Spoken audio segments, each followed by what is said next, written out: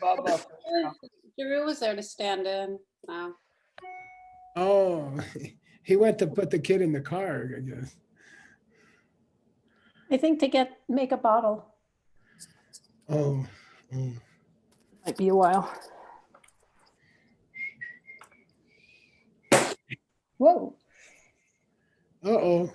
That was me. Sorry. I thought Amelie asked to borrow the car.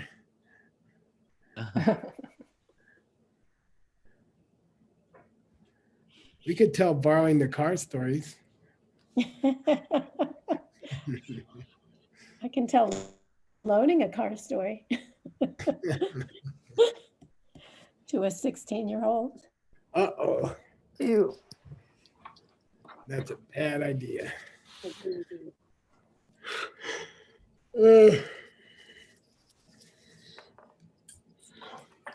Tired, Geshe? Yeah, you ready, Nick? There he is. Yes, sir.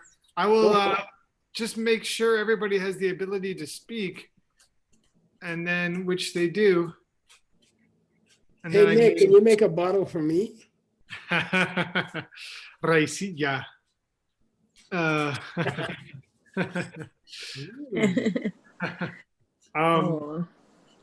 She doesn't have her formula. We couldn't, so we had to give her some milk, Oh. making her cheeks rosier than usual. Where's her formula? It's supposed to be delivered by now, but it's, I don't know, it's still in the mail. Ugh.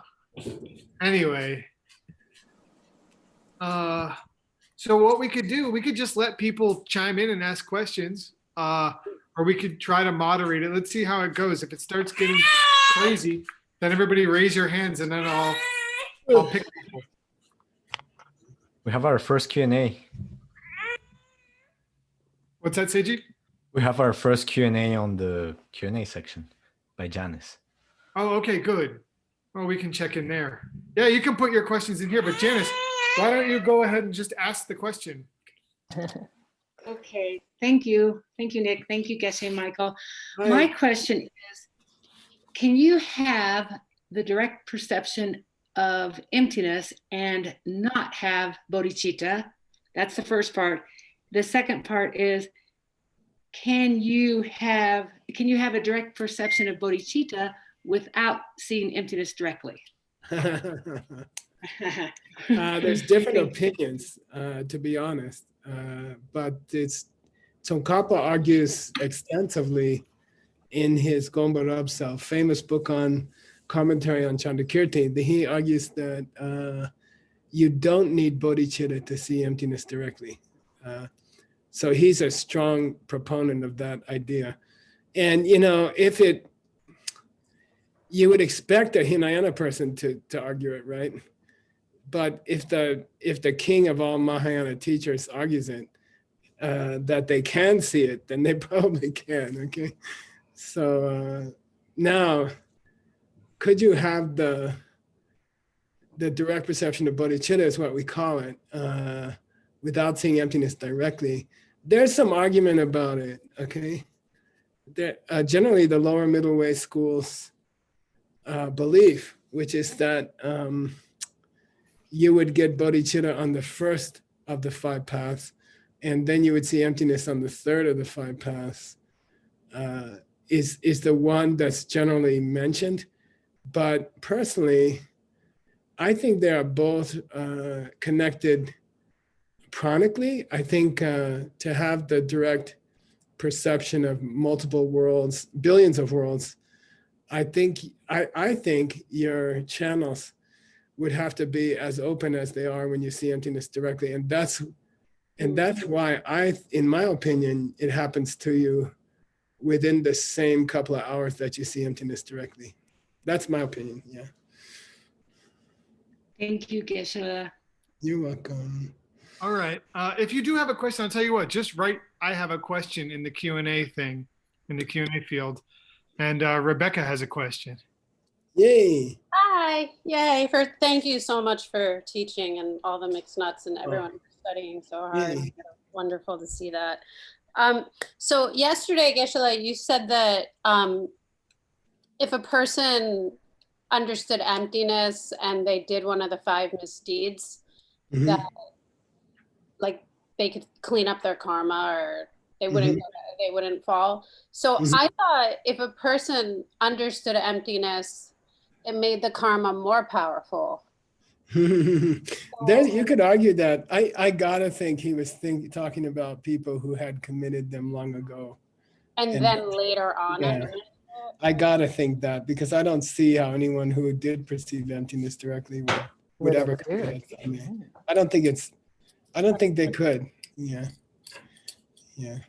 and then the second part of that question is to create a karma with all 4 chains, you have to not, one of the chains is to not think the thing is wrong. But Mhm.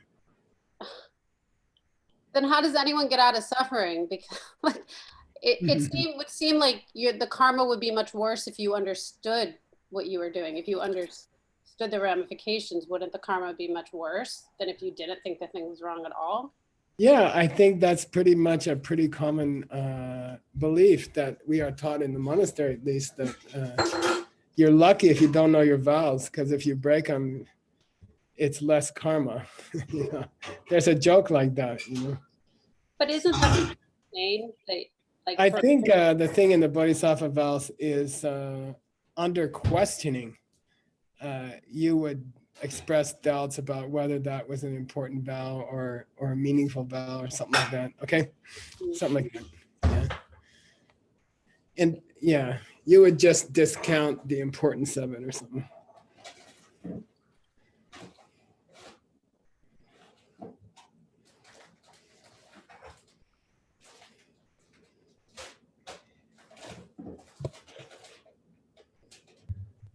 I can't hear anybody. Looks like Geshe Michael, Luisa has a I'll question. jump in. I'll jump Looks in. like Geshe Luisa Michael. has a question. Oh. Okay, I'm here. Hi, Geshe. Good Ni hao. morning in Europe. Hey. My question is regarding the conditions or factors for karma to ripen. Why do we need those conditions or factors? Because this is what really reinforces the misunderstanding that if I do A, I get B, but there is no relation between what I'm doing now and what I'm getting now. So why do we need, or what those conditions or factors for karma have to be there? Why do I need the aspirin to get rid of the headache? I mean, if the question is that, why do I need the aspirin to get rid of the headache? Why do I need a messenger, right? Why do I need a postman? Yes. If my karma is strong enough, I should be able to take some pizza and it would work like a COVID vaccine, right? Right. And that's true, it could. But I think what they would normally say is that we don't have that powerful karma. That if you had powerful karma, you could eat a pizza and it would protect you from COVID. But it's rare to have that kind of karma. And there's also an interesting karma that they would discuss there, which is the karma not to have the COVID in your world. You see what I mean?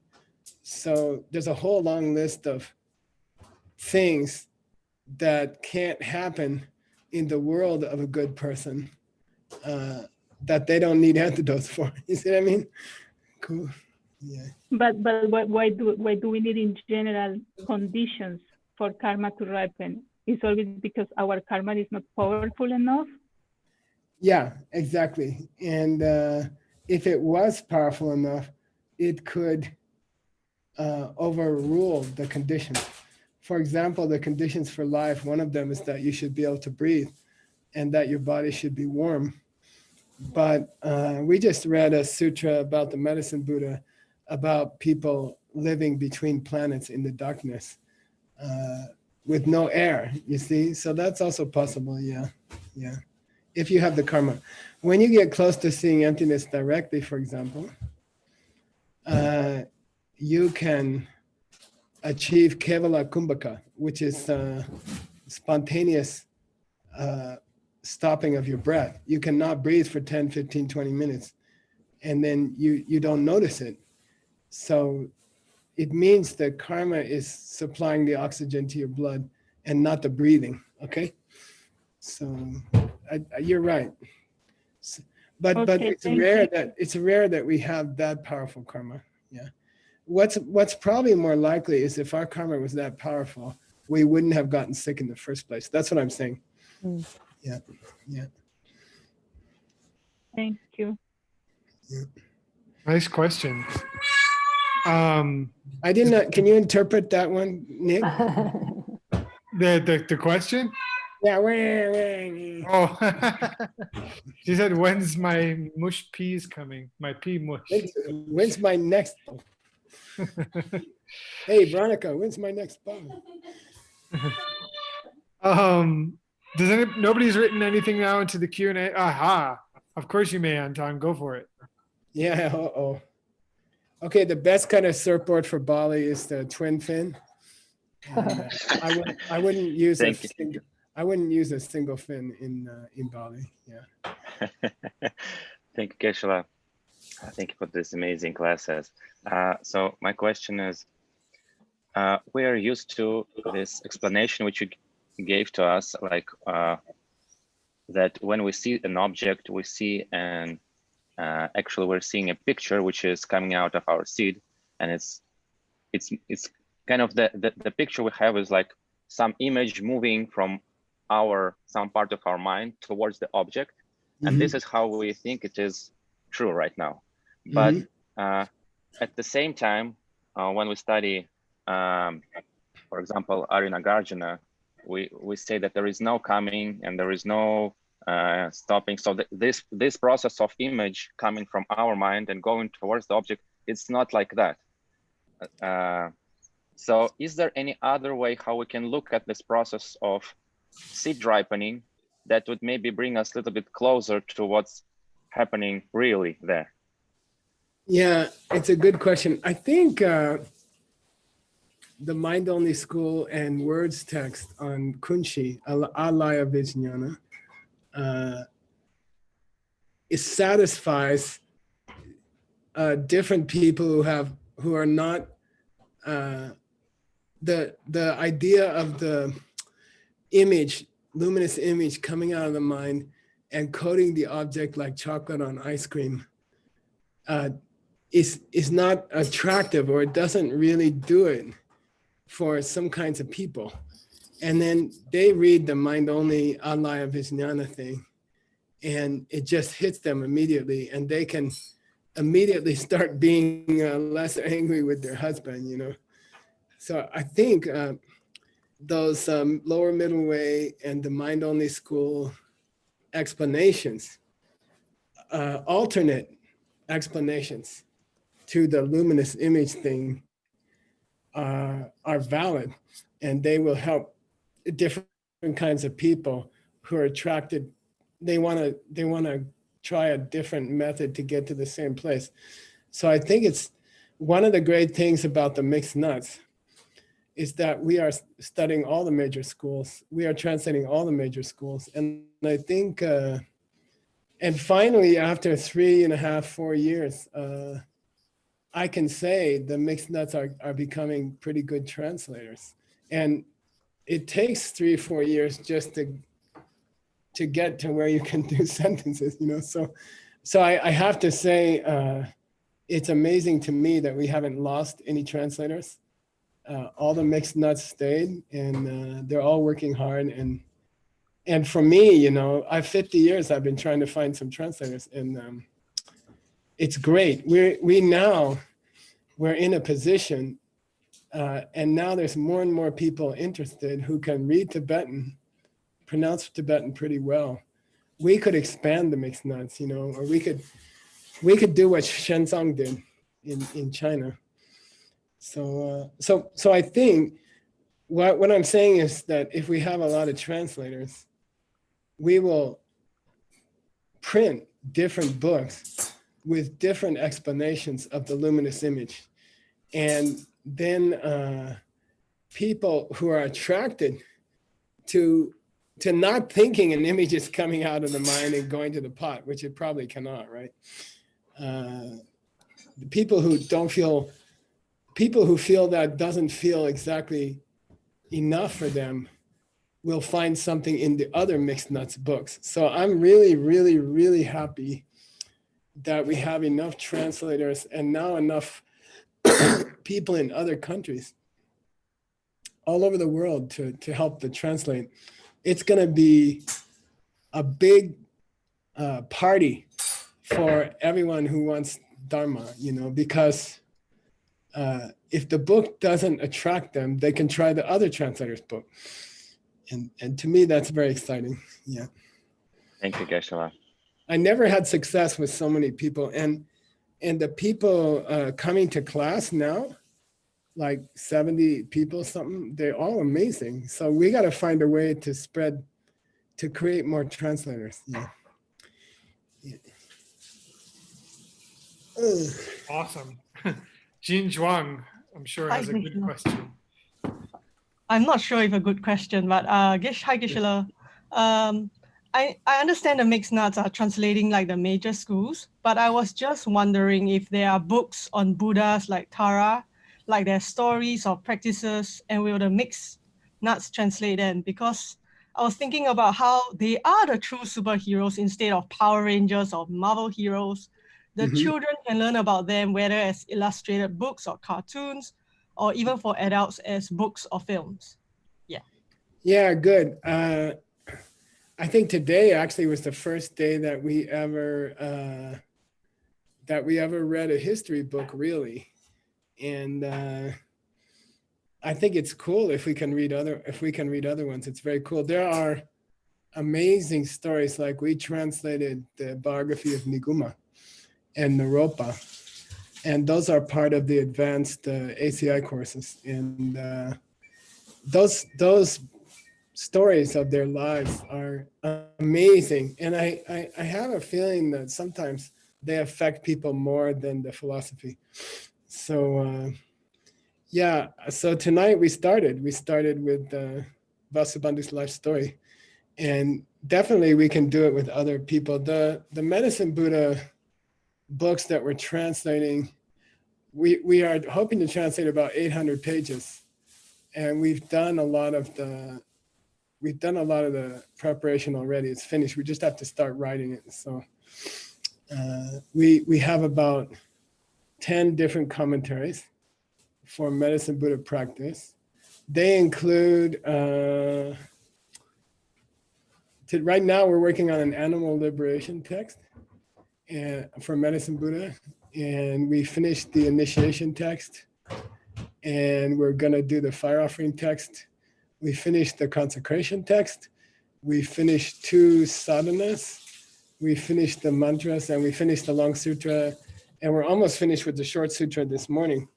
So I think we can definitely do things like Tara practice. We just need more. We need more help, and we need more time. So. Thank you, Geshe. Yeah. Cool. Tara practice. Juan Hasso has a question.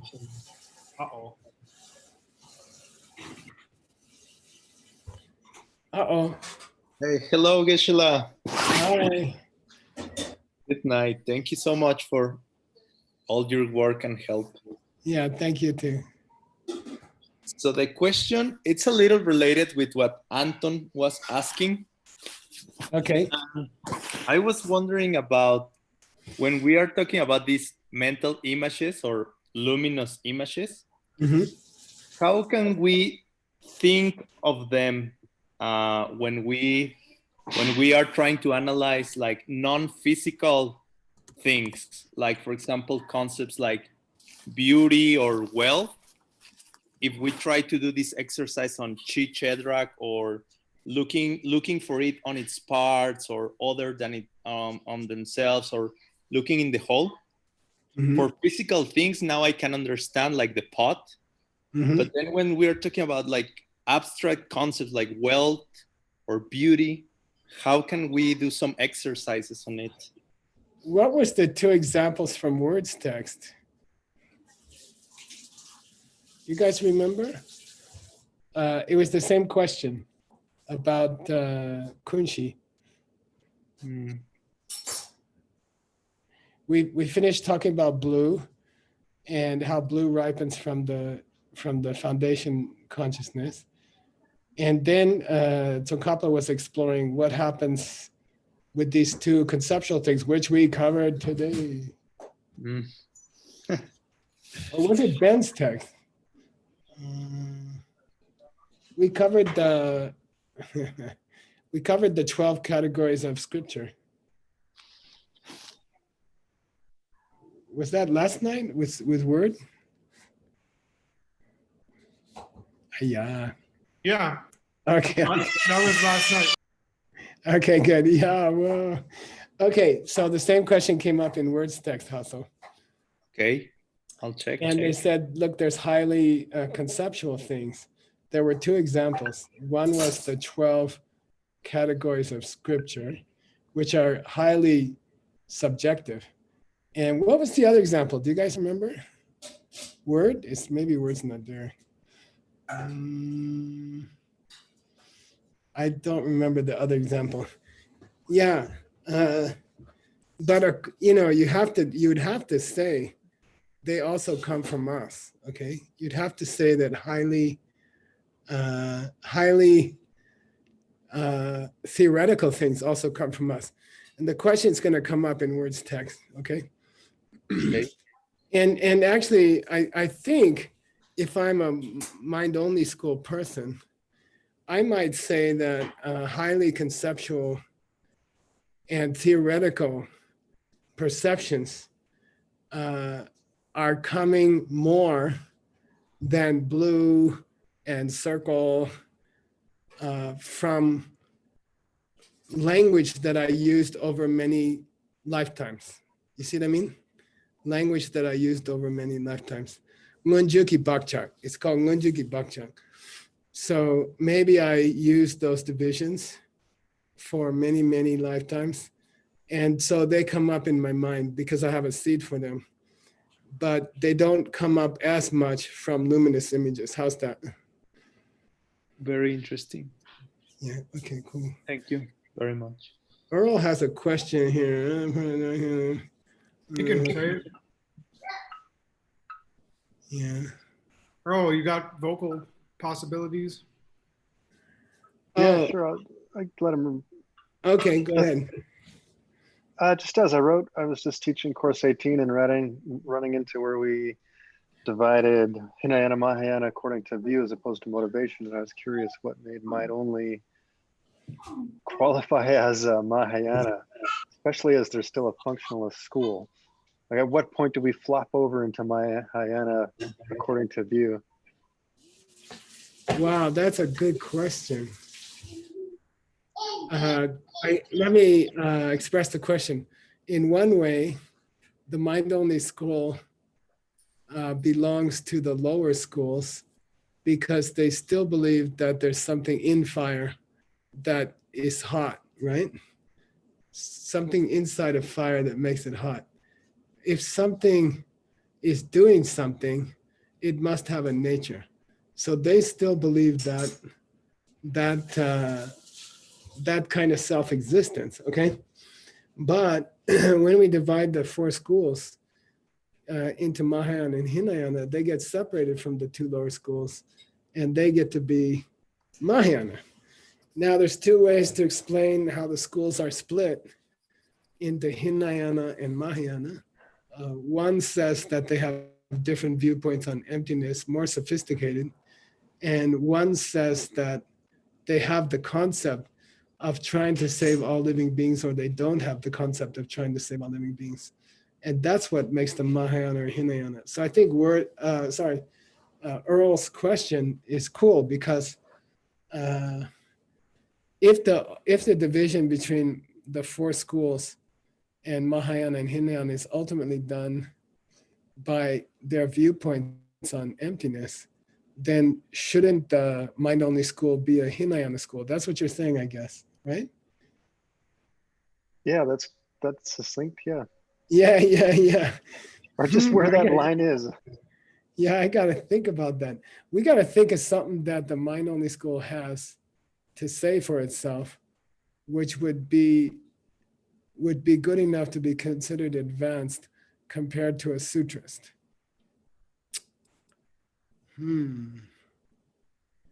What's the mind-only position on partless particles? Would that help? No. Well, the fact that they don't believe in physical objects, or at least part of the mind-only school doesn't believe in physical real outer objects. Yeah, but it's an interesting question. Somehow they're right enough to be called Mahayana, but they still have most of the beliefs of the second school. Well, everything comes from seeds ripening. They believe that much, right? Yeah, I guess I would count them that way. Yeah, I think I would agree. I mean, provisionally, Reshik, I'll agree with Utpala. Okay. Unless Earl asks me any harder questions about it. Then I might abandon Utpala's position. I would say that they have such a good emphasis on seeds.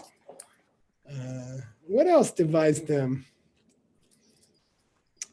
It's mainly the outer object thing, you know.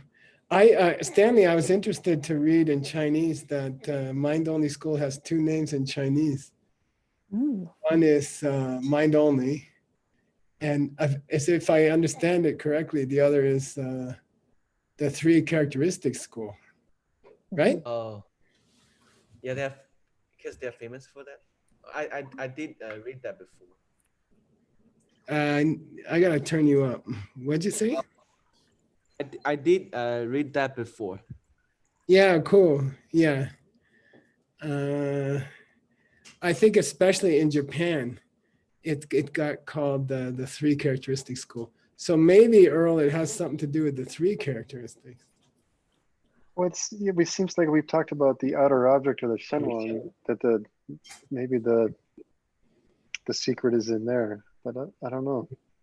I think also there's a big, when you look at the second school, there seems to be a big emphasis on archetypes and actual cases, Rangsen and Chichen. And it might be interesting to see how the mind-only school differs from the second school on that. Maybe that's why they get to be called Mahayana, something like that. Okay, but I don't have a standard answer for you. I'd have to dig around. I'll continue to debate it with my friends. Yeah, there's some angles you could try, right? Catherine Yen has a question. Oh no. Hi, Geshe. Thank you for your beautiful teaching. Thank you for working so hard for Pure Gold, and thank you, Stanley Nelson, for supporting them. They help every single organization for free. Yay. I have a question. So we often hear people when they say pure view. So what is pure view actually? Yeah, it's a strange word. Pure is a strange word because it just means you understand that the husband is coming from you and that there's no husband who's not my fault. And that's pure view, okay? And maybe that adjective in English, pure, is not very good, okay? It's a translation of Yan Dakbe or something like that. So I think sometimes you could translate it as just correct. Correct view. Correct view, yeah. But the Tibetan and the Sanskrit says pure. But I think here it just means correct. So I think if you call it correct view, it's a lot easier, right? Does it have like special meaning in like Tantra or? Not really. We had a very interesting text, Utpala's text, right? And they went through a long proof of what, Utpala? Oh, As far as Tantra.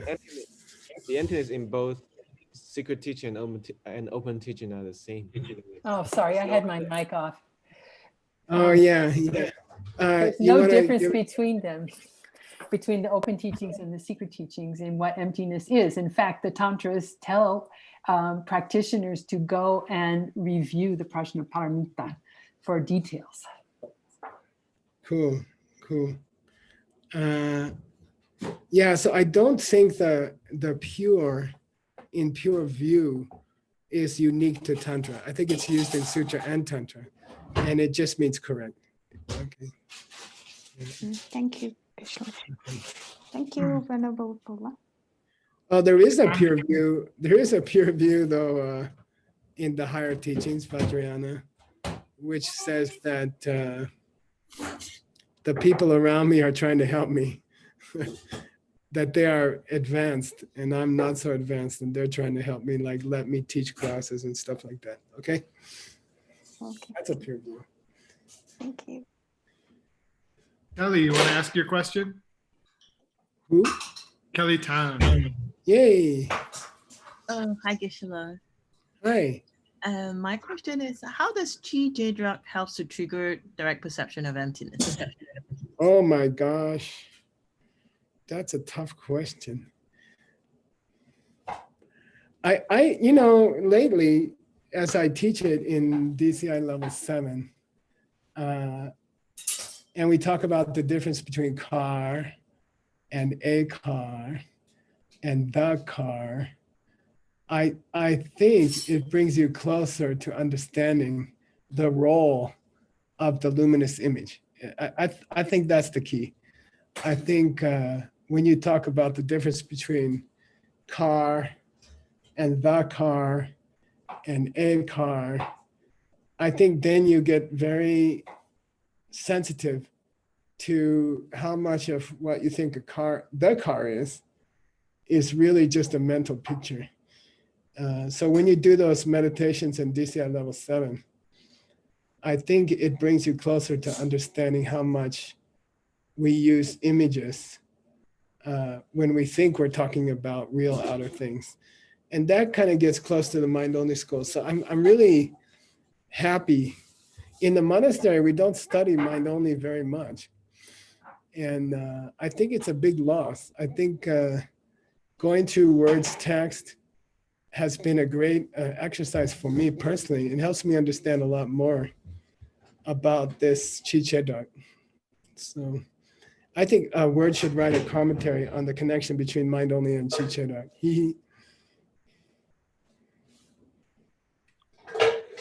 Cool.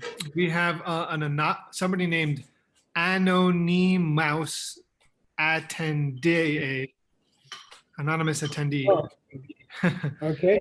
And they said, thank you so much for the beautiful teaching. My question, as most of us have taken refuge in different levels, I guess they mean at different times, and we got a name after the ceremony. Could you give some guidance on how we can use the name as a sign to guide our daily life? That's a wonderful question. So the basis of the Diamond Way is to appreciate that there may be people around you who are trying to help you secretly. Okay, so that's the basis of the Diamond Way, the higher way, is that to appreciate that there may be people around you who are already very advanced, but they look like your dog, or they look like your mooncake, or they look like your wife. And in the higher teachings, we are encouraged to think that there may be greater meaning behind things than we think. And that it's not strange or stupid to think that if someone gave you a name, maybe it has a higher meaning. And I think especially if you go to Bali and there's 700 people there and they all take refuge, and 2 days later, 700 names come out of Geshe Michael's room. And then it might be easy to think, oh, this name, they just made a name for me. It's not really special for me. Even when I went to see Geshe, he didn't remember my name. He didn't remember the name he gave me. So I don't know if it's true that it's a special thing. And the highest teachings, the Diamond Way, they teach us that everything is special. There's nothing that's not special. And there's no coincidences. So if you did get I mean, I've had people, I gave them a name like Sky Glider, and it turns out they were an airplane pilot. And I didn't know, but I'm not talking about that. I'm saying if someone gives you a refuge name, it always has big meaning. And you can have fun and explore your name and think about your name. When you do your coffee meditation, think about your name and think that I had the karma that someone gave me this name. So it must be special for me.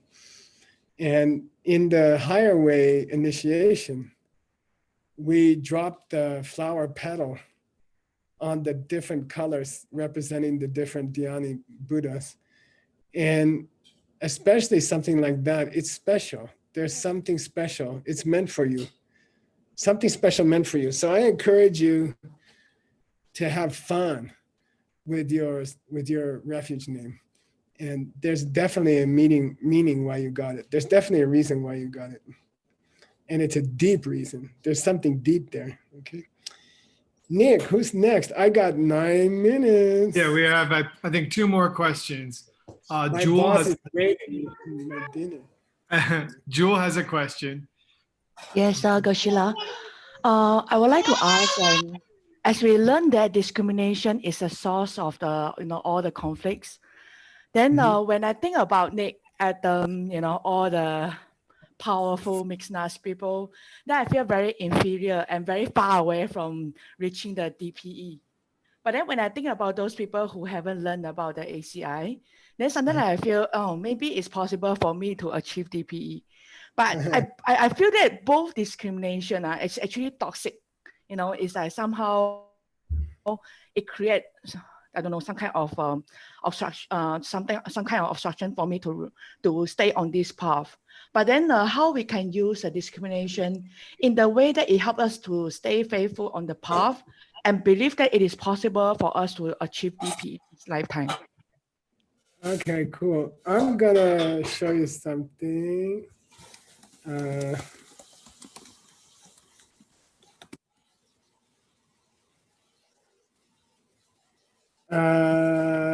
gonna play a game with you. I'm gonna share a screen with you guys. Here's Stanley's text, okay? Stanley. Yes. You there? Yes. Okay, this is your text from the last 2 days or something. And it says, feeling and discrimination are the root of all conflict. Right. Now, how would you answer her question with the first 2 words here? Sakche means stained, impure. So there are two kinds of discrimination. One is impured by the karma and misunderstanding. And that's the source of conflict. And of course, like the Arya still have the mental function of discrimination, of seeing things, distinguishing different things, like different teachings, understanding different teachings, understand different flavors of emptiness. So that will be helpful, of course. Yeah, that's helpful. And I think also we could say that there's a very interesting teaching about how the 5 heaps turn into something else. Do you know, Stanley? Yeah, the 5 wisdoms of Buddha. Yeah. So you don't lose your discrimination. You lose your sakche discrimination, which is the one that causes all fighting with people.